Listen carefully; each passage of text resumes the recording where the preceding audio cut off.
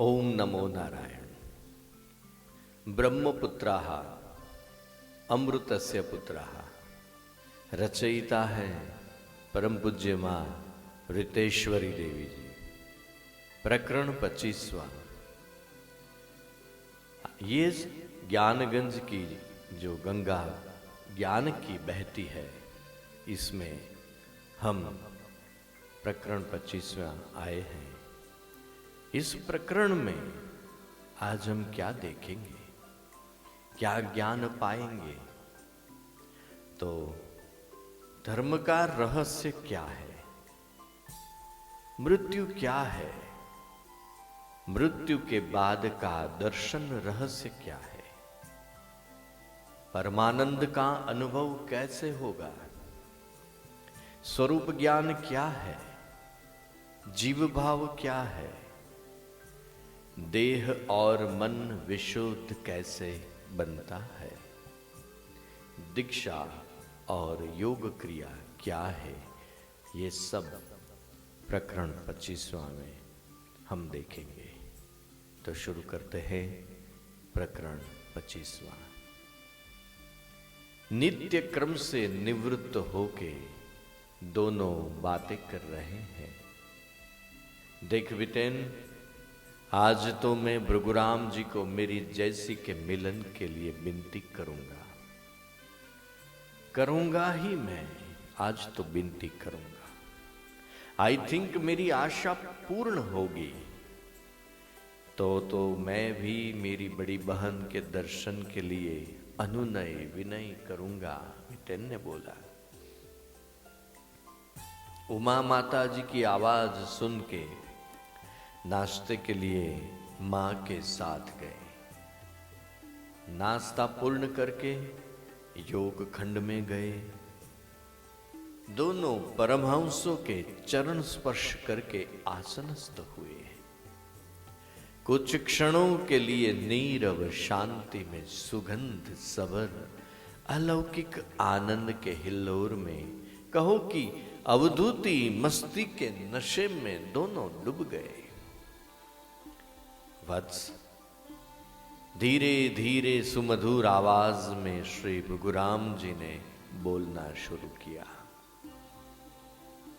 तुम लोग जिसे मृत्यु समझते हो, वह व्यापार पृथ्वी लोक में ही होता है तथा यह मृत्यु की स्थिति निरंतर चलती रहती है।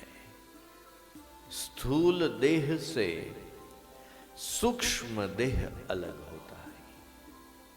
स्थूल देह से सूक्ष्म देह अलग हो जाती है। इसको ही तो मृत्यु कहते हैं। स्थूल देह से जब तक आत्मज्ञान प्राप्त नहीं होता, तब तक मृत्यु के पश्चात जन्म अवश्यम भावी है। यह प्रकृति का नियम है।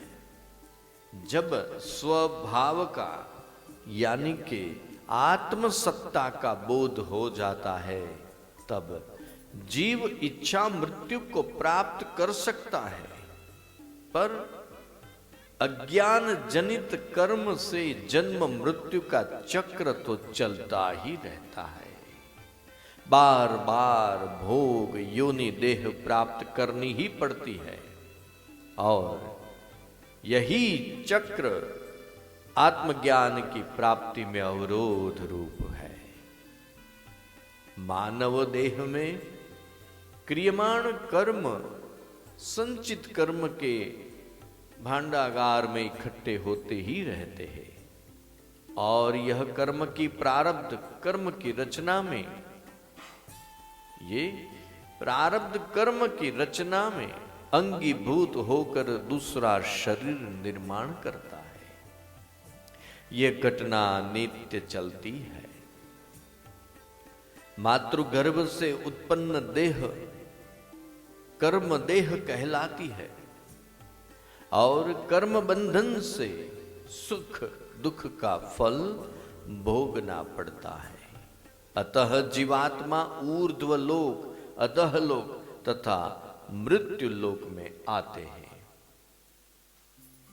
भोग देह पशु पक्षी की होती है, मनुष्य शरीर कर्म प्रधान भोग देह है।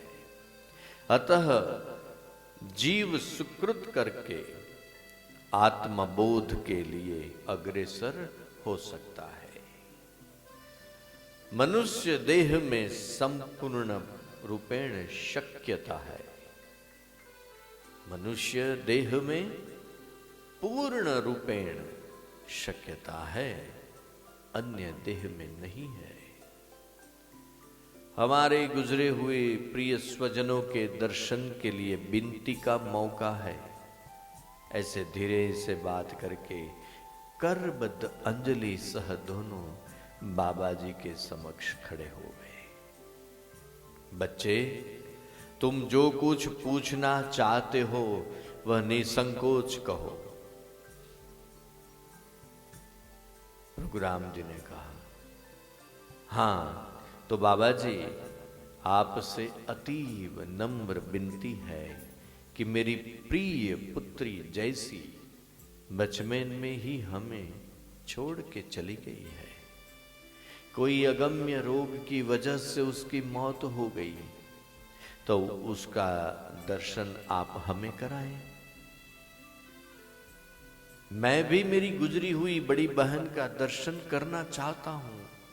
बितेन और बोरिस हाथ जोड़ के खड़े रहे। मैं आपका दुख समझ सकता हूं।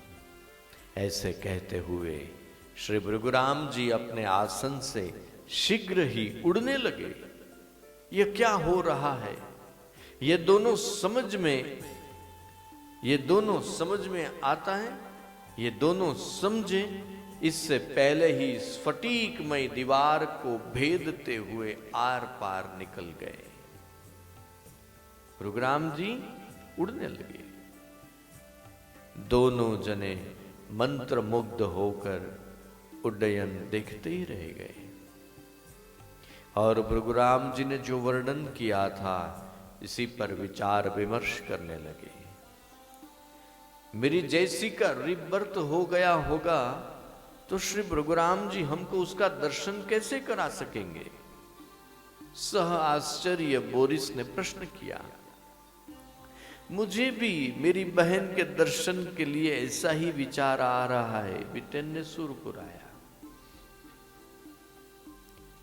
शास्त्रों में लिखा है कि स्थूल देह का नाश होते जीव अपने पाप पुण्य के अनुसार इच्छित ऐसा पितृलोक, गंधर्वलोक, देवलोक, प्राजापत्य आदि लोक में जाता है और अतीव पापों की वजह से नरक में जाता है।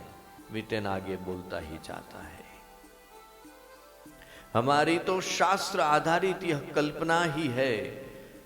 सच तो यही है कि दोनों मृतात्मा ने कहां जन्म धारण किया। यह सब तो ये ऋषि मुनियों जानते ही होंगे।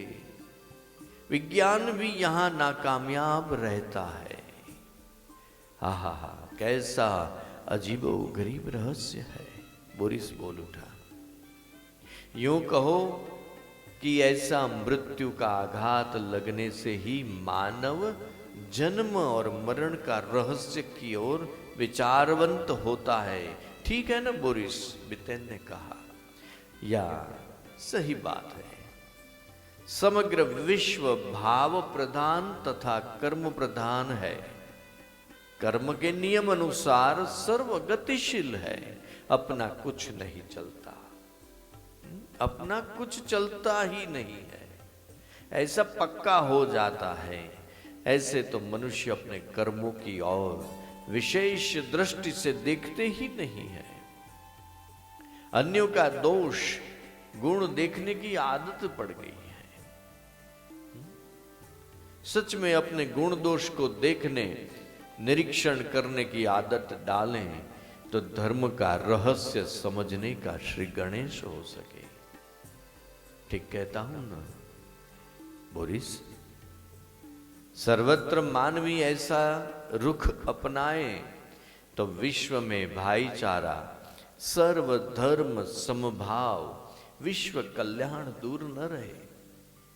और आतंकवाद भी प्रेमवाद में जरूर परिणमे।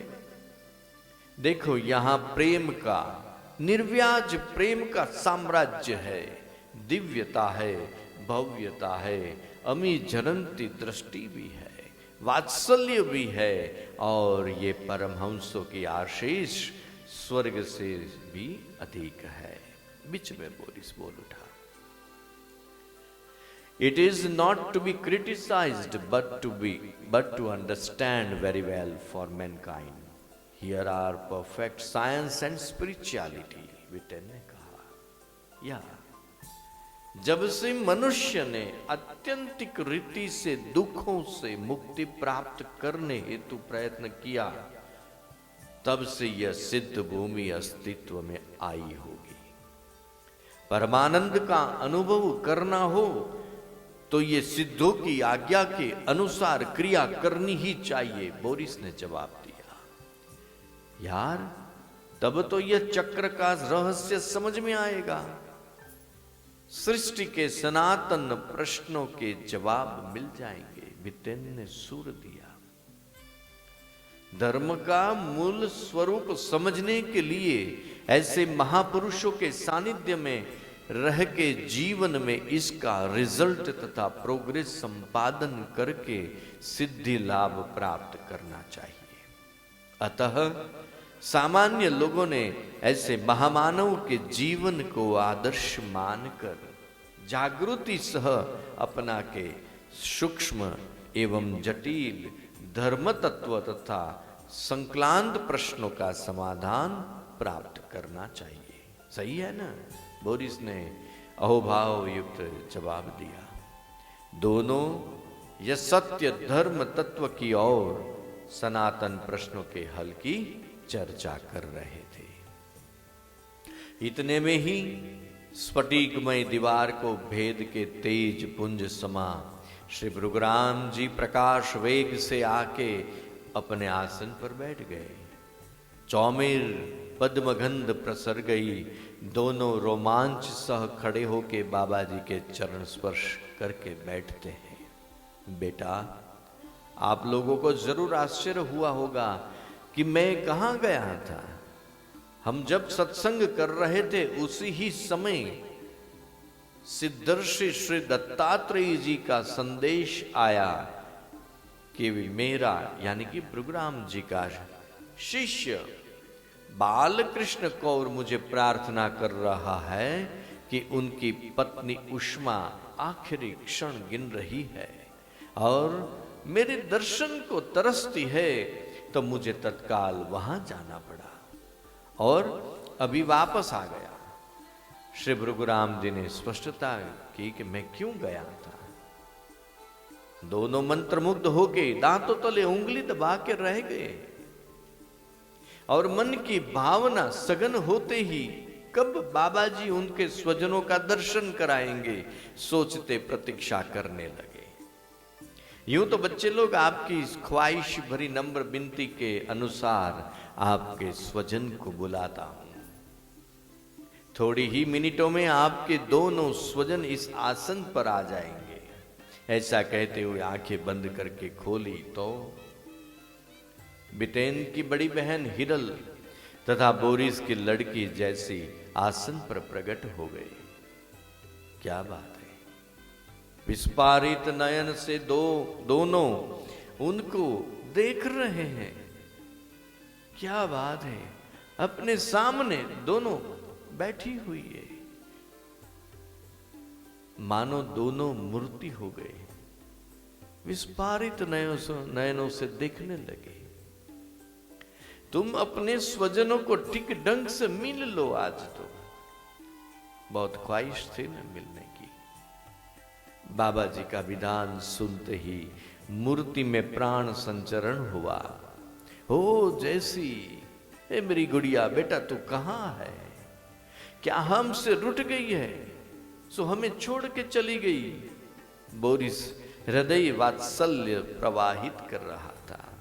इधर बिटेन मानो मुन्ना हो गया, बोलने लगा, मोटी बहन आज भी मैं आपकी स्टोरी नींद में सुनता हूं, तो कभी स्वप्न में आपको हंसते देखकर जलेबी दो ऐसा बोल उठता हूं, हट भी करता हूं तो जलेबी खिलाते आपको महसूस भी करता हूं। ओ जैसी मेरी प्यारी प्यारी बेबी, बोलते बोलते तथा परी कहता कहती मोटी बहन मुझे जलेबी दो ने, ऐसे रटते रटते दोनों नजदीक जाके स्पर्श करने की कोशिश करते थे। इतने में ही भृगुराम जी बोले, अरे ओ बच्चे, बस दूर से ही दर्शन कीजिएगा, ये दूर से ही दर्शन करना है, आप उनको छू नहीं सकते। बाबा जी की आज्ञा होते ही दोनों स्तब्ध हो गए। आंखें साफ करके फिर से उनकी ओर नजर की तो आसन खाली खम था, खाली हो गया आसन, वहां कोई था ही नहीं। आश्चर्य रहस्य में बदल गया, ये कैसा हुआ? आपके स्वजन के दर्शन हो गए ना, बस यही है जीवन का रहस्य। भौतिक भावों के आकर्षण में न फंस कर दिव्य शक्ति का स्पर्श करने में समर्थ हो जाओ, ऐसा होने से सब कुछ रहस्य समझ में आ जाएगा। बाबा जी बोलते जा रहे थे, वत्स, सुख दुख और अभाव का सम्मिश्रण ही मानव जीवन है। सच तो यही है कि मनुष्य जीवन दुखों का ही संग्रह है, दुखों का संग्रह है। मनुष्य जीवन क्या है? दुखों का संग्रह है। Life is sentence of sorrow with punctuation of happiness. Boris मन में गुनगुनाया, सही है बेटा जो तुम सोच रहे हो बोरिस, ये तुम मन की बात भी समझ जाते हैं। बाबा जी बीच में ही बोलते हैं, सुनो, जीवन में इतना दुख है, इसका हल शोधने के लिए दार्शनिकों, विभिन्न विचारकों ने भिन्न भिन्न सुझाव दिए हैं, पर एक बात ताल ठोक के सभी ने बताई है कि जब तक शरीर है तब तक दुख अवश्यंभावी है। अतः बार बार शरीर धारण करने के चक्र से मुक्ति प्राप्त कर लेने का उपाय मात्र एक दिव्य औषधि है, दवा है। आसक्ति, अहंता, ममता से छुटकारा। शरीर धारण करने का आधार सूक्ष्म शरीर है। जब तक स्वरूप ज्ञान प्राप्त नहीं होता तब तक स्थूल सूक्ष्म शरीर से छुटकारा नहीं होता। बाबा जी बोल रहे थे, यूं ही बीच में ही परिस्थिति से छुटकारा कैसा पाया जाए। दोनों बीच में प्रश्न करते हैं। सुनो, देह के साथ हमेशा उसकी छाया रहती है, वैसे ही मन के साथ अभाव का अनुभव और विषयों के प्रति अनन्य आसक्ति, आकर्षण निश्चित रूप में रहता है। अतः मन ही बंध मोक्ष का कारण है। मन ही हमारा मित्र भी है और शत्रु भी है। तो मन को ही ठीक ढंग से समझना चाहिए। इसी से मन मुक्त हो जाए तो ये सब झंझट से छुटकारा हो जाता है। बोरिस ने प्रश्न किया कि सच में ऐसा है? मनः करोति कर्माणि मनो लिप्यते पातकैहि, मनश्च तन मनो भूत्वा न पुण्य न च पातकैहि। श्लोक पूर्ण करके बाबा जी आगे बोले, जल की तरह मन जब नीचे की ओर गति करता है तब मन विषयों से आकर्षित होकर इसमें फंस जाता है। जीव का सब भाव मध्याकर्षण से ही उत्पन्न होता है। जब तक स्थूल वायुमंडल की यानी कि मध्याकर्षण की क्रिया बनी रहती है, तब तक पार्थिव वासना कामना की छाया जीव को घेरी रहती है और यही वासना कामना के आकर्षण के कारण उन वासना अनुसार तद तद योनि में जन्म लेना है। तो बाबा जी उससे छूटना हो तो क्या करना पड़ेगा? बितेन ने सूचक सवाल किया। यह आकर्षण की क्रिया को लांघने से ऊर्ध्व गति होती है। सदगुरु की शक्ति संचार कृपा से स्वरूप ज्ञान होता है। सदगुरु की शक्ति संचार से, शक्ति कृपा से, शक्तिपात से स्वरूप ज्ञान होता है। श्री गुरु की कृपा और सत शिष्य की क्रिया शक्ति तब फल मिलता है। आयोग साधना ही इस बंधन से छूटने का एकमात्र राजमार्ग है। योग से ही देह और मन की विशुद्धि होती है और कोई साधन से नहीं। जैसे आप दिव्य औषधि ढूंढने निकले हैं अथवा अहम भाव से अस्पताल खोलना, धर्मशाला बांधना, ये सब सेवा के बजाय बंधन का कारण बनता है। जो अहम भाव से किया हो तो कोई भी सेवा ये सेवा नहीं है, वो बंधन है। सुनो, संसार में बड़ा आश्चर्य ये है कि शांति कोई भी नहीं चाहता। हमारा उद्देश्य यहां रहकर महापापों से उद्धार करना है। इसलिए आत्म सुख देने के लिए हम तुम जैसे शुद्ध हृदय खोजियों को हमारी इच्छा से यहां लाया जाता है। कृपा और पुरुषार्थ दोनों अन्योन्य आश्रित है। आप पर हमारी कृपा बरस रही है, आपको अब पुरुषार्थ करना है। जिसको जिस दिशा में, अध्यात्म दिशा में पहुंचना है, उसी को हम पहुंचा देते हैं। हमारा कार्य ही यही, हमारी इच्छा के अलावा यहां तक कोई भी आ नहीं सकता। दोनों जने इशारों की भाषा से अपनी धन्यता प्रकट करते हैं। हम बहुत भाग्यवान हैं कि भी हमको यहां आना मिला। हाँ, आपकी अनन्य इच्छा को समझकर और आप दोनों पूर्व के योग भ्रष्ट, योग निष्ठ हो, इसीलिए यहां लाए गए हो।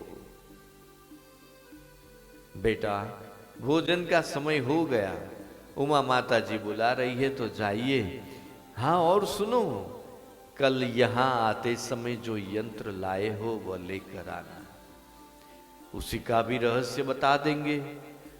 आज्ञा देके बाबा जी शांत हुए। भोजन करके तीनों अपने अपने गुफा खंड में चले गए। प्रकाश वेग से भी ज्यादा वेग से उड़ते हैं ये। भृगुराम जी को देखते कैसा रोमांच तथा आश्चर्य होता है। हम डॉक्टर हुए अथवा रिसर्च हुए, कहां ये सिद्ध योगी और कहां हम। अजीबो गरीब लगता है। मध्य में ही बोरिस बोल पड़ा। हमारे तो मन हृदय चेंज हो रहे हैं ऐसा लगता है। मन और हृदय चेंज हो रहा है, कुछ कुछ होता है। कहां भौतिक नशा है और कहां यह दिव्यता, अनंत दिव्यता। ये सब परमहंसों की उम्र भी समझ में नहीं आती और हम वृद्धावस्था और दर्द रोग दूर करने की दवा ढूंढने निकल पड़े। हाँ, दोनों हंसने लगे। हम क्या कर रहे हैं? ये परमहंसों की उम्र तो देखो, समझ में नहीं आ रही।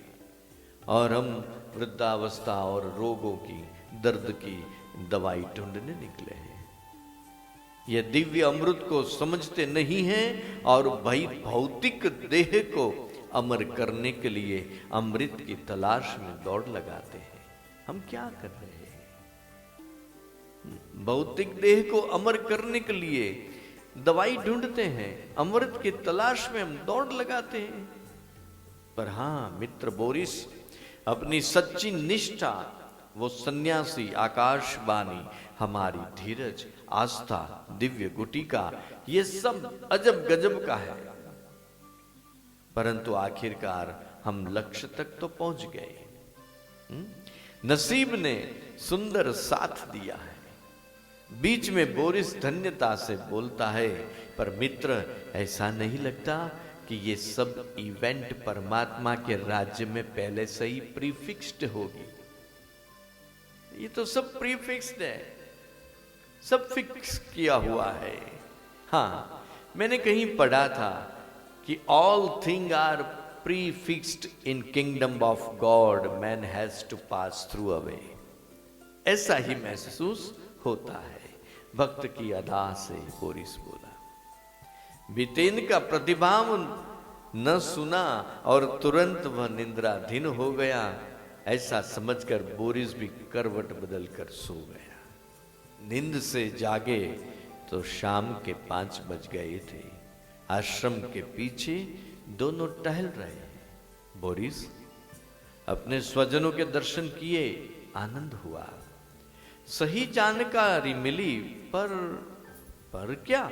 बोरिस ने उद्गार किया, यह कैसे शक्य हुआ? वह हमारे लिए तो मिस्ट्री ही हो गया। ये कैसे आ गए दोनों?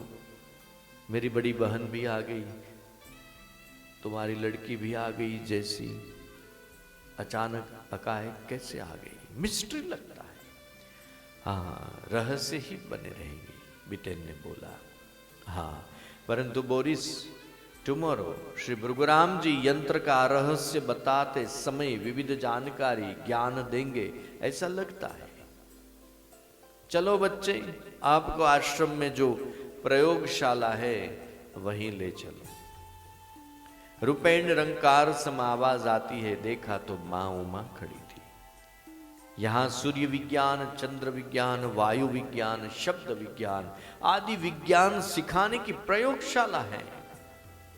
ये बड़े बड़े रंगीन शीशे, ये पारद लिंग, ये स्फटिक लिंग, ये स्थंडिल, ये नवमुंडी आसन, ये पंचमुंडी आसन आदि देखो। मां धीरज पूर्वक ये सब चीजें बताती जा रही है। यहीं इस जगह पर श्री भृगुराम जी और श्यामानंद जी ने कई योग्य व्यक्ति को बुलाकर प्रशिक्षित किए हैं और शक्ति संचार द्वारा कृपा करके आद्य शक्ति चित्त शक्ति की दीक्षा देके काल जय का अनुभव करा के जगत के लोक कल्याण के लिए आज्ञा दे के पृथ्वी पर वापस भेजे हैं।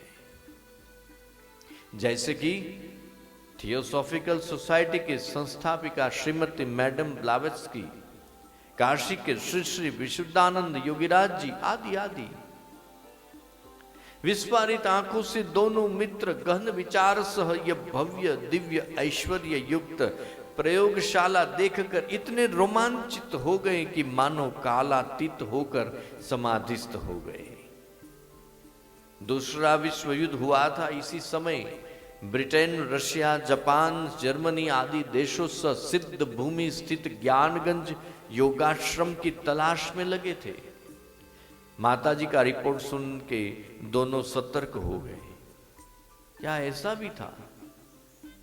दूसरा विश्व युद्ध हुआ तब ब्रिटेन, रशिया, जापान, जर्मनी आदि देशों ज्ञानगंज योगाश्रम की तलाश में लग गए थे। ये सब देश यहां तक पहुंच पाए थे? दोनों एक साथ बोल उठे, ना, इस आश्रम के अधिष्ठाता की इच्छा के अतिरिक्त कुछ हो ही नहीं सकता। यहां तक पहुंचना तो क्या, आश्रम के दर्शन भी दुर्लभ होते हैं। आश्रम के दर्शन भी नहीं हो सकते, वो भी दुर्लभ है।